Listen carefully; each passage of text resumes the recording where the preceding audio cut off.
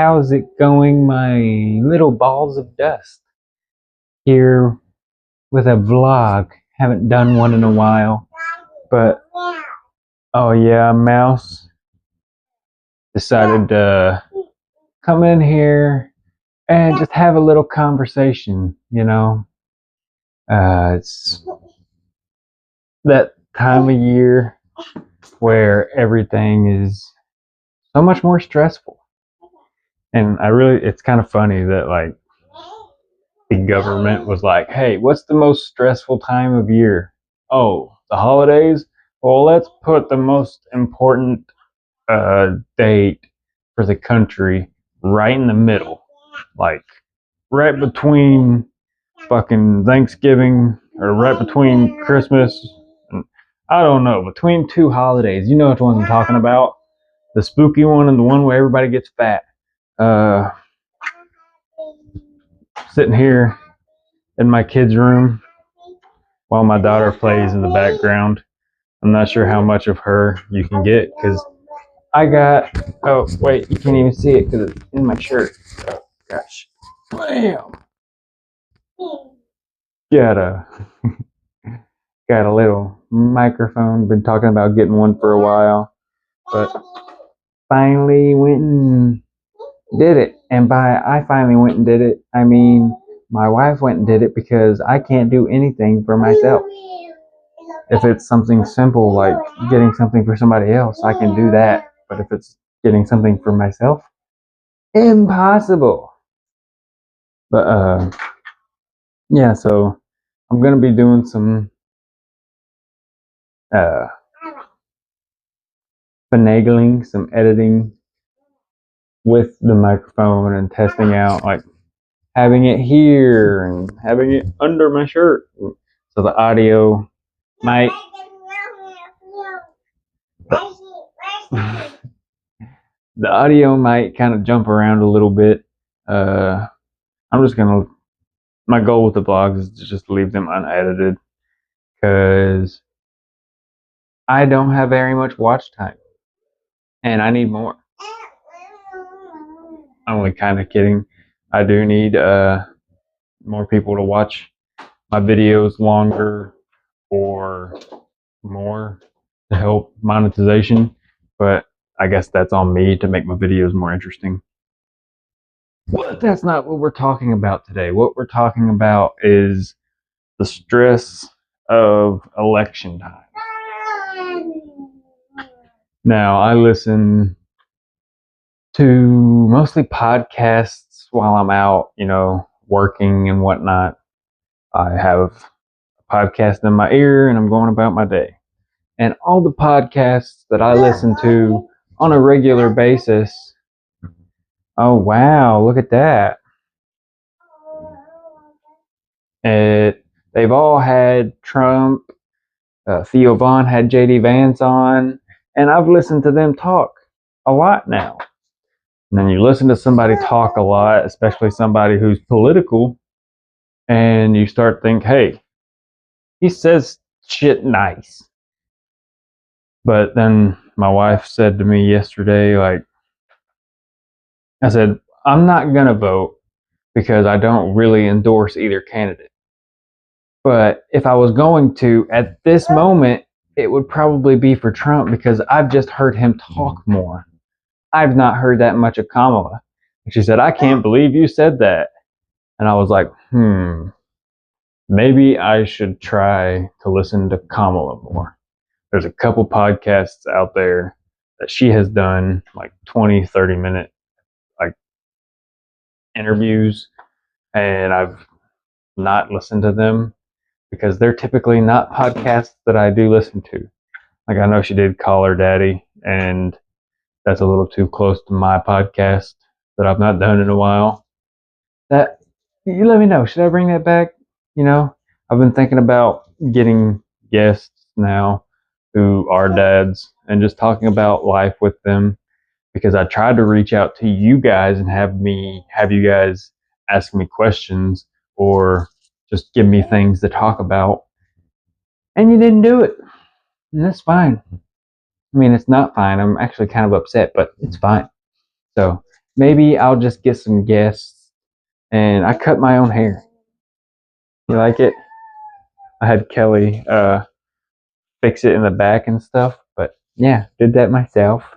Look at me go, growing adult, learning how to be self-sufficient and shit. But yeah, I don't know. It's just when the options were Biden and Trump, it was bad, right? But we also all kind of knew Biden like isn't there. And then it seemed like the Democratic Party just kind of shoved Kamala under the door and was like, "Hey, you just go ahead and fill that space." And I don't know, it felt dirty to me. Like there was a way to go about the stuff and that wasn't it. Uh that's not to say that if they did have a Democratic uh what do you call it? Where they vote for the Democratic side, that she might have won and it could have just been the same thing. But it seemed like they just foregoed that and was just like, let's just put her in there, right? Regardless, I don't know enough about policies or anything. And I feel like that's a big problem this time. If you listen to old speeches, right? Speeches of like Teddy Roosevelt, even Richard Nixon, they spoke in a way that, okay, here's the question. And they answered the question. It was long form, like political, drawn out answers, but they answered the question. Now we get long, drawn out, what Trump calls the weave, and they don't answer any questions. So it's just kind of like, oh, hey, it's like asking your wife what she wants to eat, you know? Like, hold on, I have to. Oh, hello, little baby. Gonna have to do a jump cut here because the smallest child woke up and I gotta deal with that. So I'll be right back. So what I was trying to say is getting a straight answer from a politician is kind of like asking your wife what she wants to eat for dinner. She'll spend 30 minutes saying that she has no idea what she wants to eat while you sit there and name stuff and she just makes the whole goddamn thing a big loop when really she knows what she wants to eat. She just wants you to come to the idea so that you're happy with what you decide to eat. So a politician will be like, "Oh, hey, what's your stance on abortion?" And they'll be like, "Well, you know, I was at one time a baby, and when I was in my mother's womb, I sat there looking at the walls of her womb and just thought, like, what if I died right now?" And when I had that thought, I was immediately born.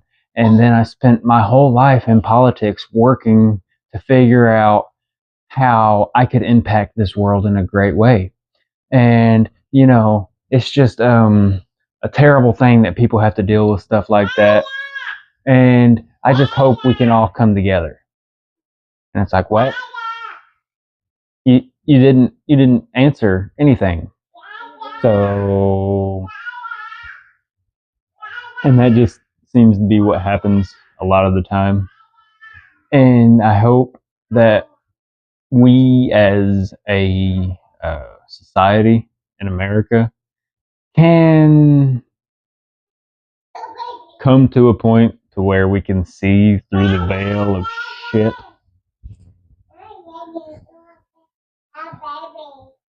Look at that. That's the one that's doing all the yelling. Yeah. Yeah. I just hope we can there's so much division, so much people just mad at each other. And you're mad because somebody's wearing a different, like I made a short that didn't do too well, me talking like, "Oh wow, you like the red team, I like the blue team, you're a piece of shit." Like that's really all it is. Somebody's parents forever ago chose a team and they forced that team to go down their lineage for years. And I don't know, I might lose people. If somebody's still watching at this point, I would assume that you don't hate what I'm saying, but I'm sure there's some people that might watch this and be like, "Oh, this guy has nothing. He doesn't know what he's talking about." And honestly, I don't. I have no idea what I'm talking about. But let's just say in some dystopian future, we live in a society to where it's not a two-party system, it's a party system. And instead of saying, oh, well, I am on this team, so my views have to be this, or I'm on this team, so my beliefs have to be this, we could just say, hey, I am American, and I believe America should work like this. And I don't know, that just seems like a more effective and less divisional thing. Uh, Hell, I can't remember who it was, but one of the old ass guys that wore tights and was a important part to the country was basically saying the two-party system is going to be what divides and destroys America. And that seems to be correct. People who have amazing powers are using this system to divide and get their viewpoints pushed harder and harder on the people who are just supporting a team.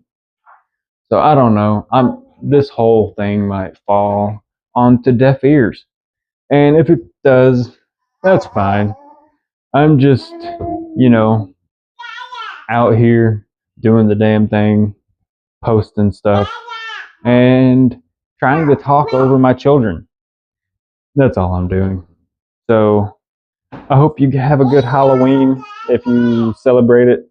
If you don't, have a good Thursday. Uh, Bye.